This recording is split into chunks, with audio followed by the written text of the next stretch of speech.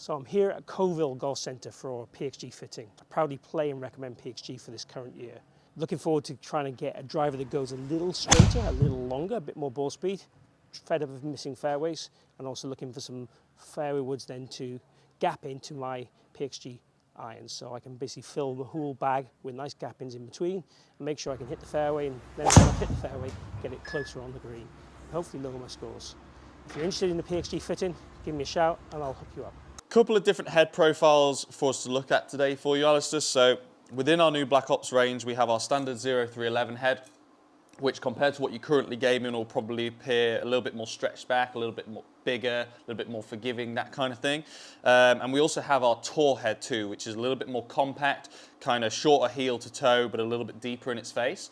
Naturally a kind of lower launch and lower spinning profile. So when we're looking at a few different shaft options as well, it'd be good to test that.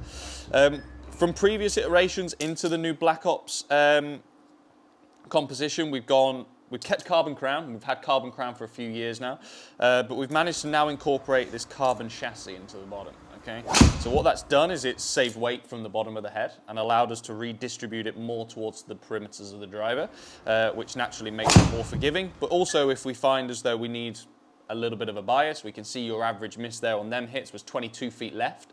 So potentially having something just to hold that face open and not see that golf ball go left, we can then start to put weight in the toe, vice versa. You can then split the weights too to obviously find the correct compound for you.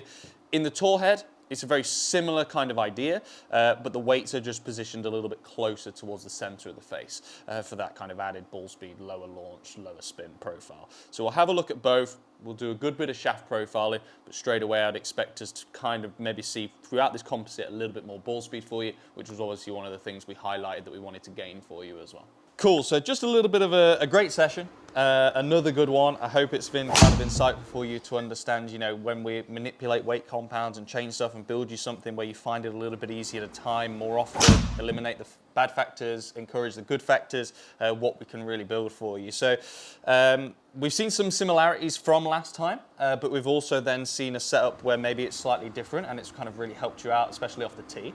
So starting with that, so we've kept in our kind of standard 0311 head, a little bit of kind of a wider profile for you just to visually look a little bit more forgiving and just give you that kind of more consistency in terms of direction. We've kept the kind of, there's no real bias in the head. We've kept the 12.5 gram weight profile in the back with a 2.5 in the heel and toe. We've dropped you down to an 8-degree head. Previously you were playing a 9-degree. Now naturally in this profile of head, we just saw it launching a little high. So we've just dropped that loft slightly for you. That's, as a result, encouraged a better launch angle, a little bit more ball speed.